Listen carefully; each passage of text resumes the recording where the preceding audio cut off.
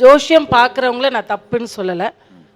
எனக்கு வந்து பெரிய நம்பிக்கை இருந்ததில்லை.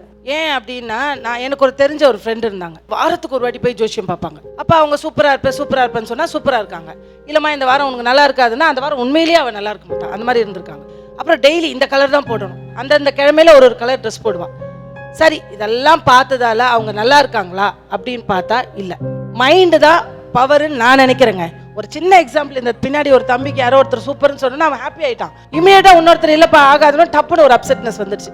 நான் ஃபர்ஸ்ட் டைம் இந்த சனி பெயர்ச்சியை பத்தி பேசும்போது அஷ்டம சனி, கண்டக சனி, கணவன் மனைவி உறவு பிளவுபடும் அப்படின்லாம் பார்க்கும்போது ஜென்ரலாவே இப்ப அவர் என்ன பேசினாலும் அஷ்டம சனி, அதனால தான் நீங்க என்கிட்ட இப்படி பேசுறீங்க. என்னையே அறியாம நான் அதுக்குள்ள போறேன் சார். இது வந்து ஜோசியம் ஜாதகத்தை தாண்டி ஒருத்தனோட ஹார்ட் ஒர்க் தான் சார்.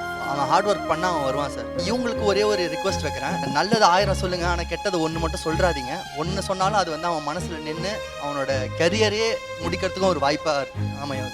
எல்லாரும் சொன்னாங்க நான் கலைஞர் டிவிக்கு போறேன் அப்படின்னோடனே, அங்க போவாதரா, அசிங்கப்படுத்தி அனுப்புவாங்க, தயவு செய்து போவாத அப்படின்னு ஓப்பனாக சொன்னாங்க சார்.